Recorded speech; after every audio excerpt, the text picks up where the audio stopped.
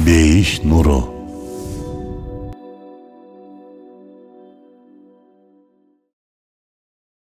Мейримдүү, ырайымдуу Аллахтын ысмы менен. Эй пайгамбар, жубайларыңа, кыздарыңа жана момундардын аялдарына айткын, үстүлөрүнө сырткы кенен кийимдерди жамынышсын. Бул алардын таанылуусуна жана кордолбоолоруна жакыныраак. Аллах кечиримдүү, мейримдүү. Ыйык Курандын Ахсап сүрөсүнүн 59-аяты аял зат үчүн жоолукту, хиджабты ачык түрдө парз кылып буйрууда. Ислам дининде аял зат үчүн жоолук парз. Бул Аллахтын өкүмү. Бул маселени канчалык тартышпайлы, талашпайлы, акылыбызга жараша канчалык жоромолдоп, чечмелеп, жеңилдеткенге аракет кылбайлы, баары бир эле жооп бар. Хиджаб аял зат үчүн парз. Ооба, эже карындаштарыбыз Аллахтын өкүмү болгондугу үчүн жоолук салынышат. Башка эч бир максат жок. Бирок кээ бирки батыштын суусуна сугарылгандар жоолук маселесин эскичилик катары же болбосо аял затынын укугун тепсөө сыяктуу карашууда. Ушул жерден суроо туулат. Чын эле хиджаб эскичиликпи? Же болбосо эмне үчүн хиджаб парз? Биринчиден, хиджаб бул жогоруда айткандай Аллахтын буйругу. Экинчиден, башкаларга жооп берүү иретинде кээ бирки акылмандуулуктарын кыскача айта кетели. Бедуизаман Саид Нурсинин 14 томдон турган Рисале-и Нур аттуу тафсиринин Лемалар аттуу томунун Тасаттур рисалеси бөлүмүндө бул суроонун жообун өтө сонун берген. Биз ал жерден кыскача алып берели. Даярсыздарбы? Анда кеттик. Хиджаб же тасаттур деп да аталып калган оронуу бул аял затынын табиятына өтө ылайык келет. Аял заты жаратылышынан эле хиджабка муктаж жаратылган. Себеби аял заты эркектерге караганда алсыз, назик, мээримдүү болуп, натыйжада өздөрү жана балдары коргоого, колдоого муктаж. Башкача айтканда, өмүр бою бир эркектин жанында, жумшактап айтканда башын жөлөп жашоого муктаж. Ошондуктан күйөөсүнө дайыма өзүн сүйдүрүп туруу үчүн, ирэнжитип албоо үчүн, же болбосо бири-бирине муздак болуп калбоо үчүн табигый түрдө оронууга муктаж.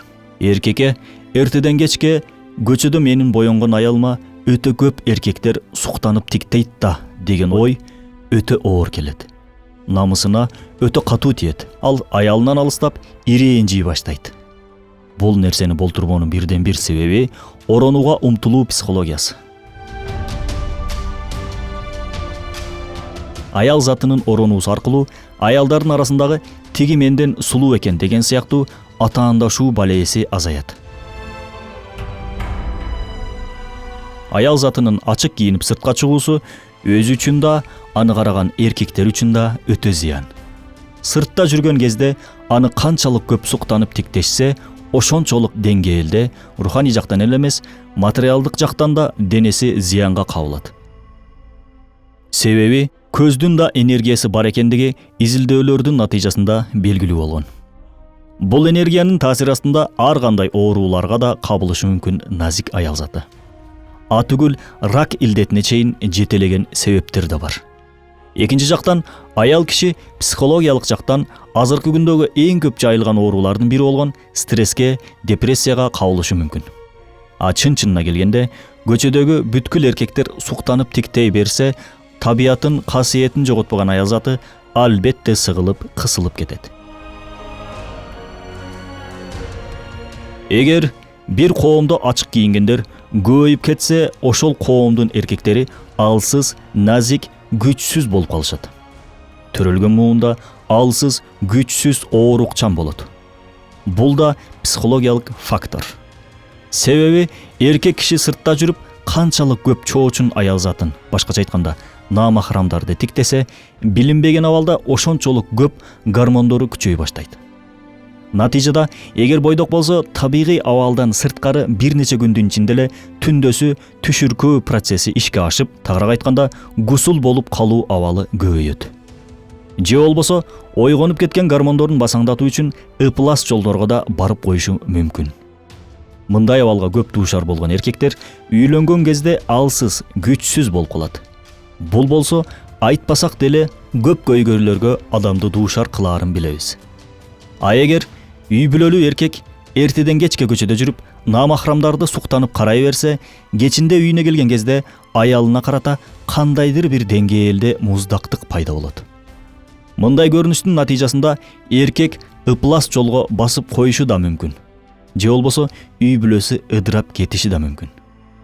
Ыплас жолго басуу деген сөздүн артында ар кандай үрөйдү учурган оорулар, ажырашуу, алдамчылык, көзгө чөп салуу, никесиз төрөлгөн балдар, адеп акылаксыздык сыяктуу чоң зыяндар жатат.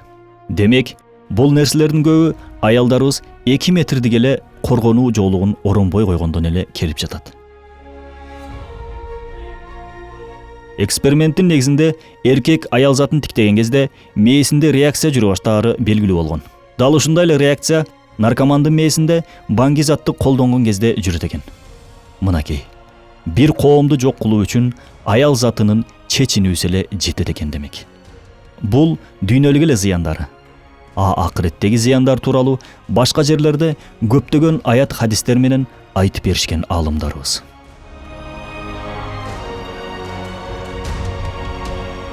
Ар бирибиздин чоң энелерибиз, тайнелерибиз бар айылда.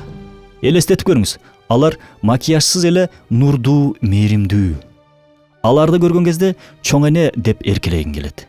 Себеби алар жаш кезинде боёнуп, ачык кийинип, өздөрүн башкаларга көрсөткөн эмес. Бетине бырыш түшкөнү менен бети эң эле нурдуу. Эми азыркы күндөгү ачык кийинип, боёнгон эже карындаштарыбыз караганда кандай абалда болоорун бир ойлонуп көрсөк.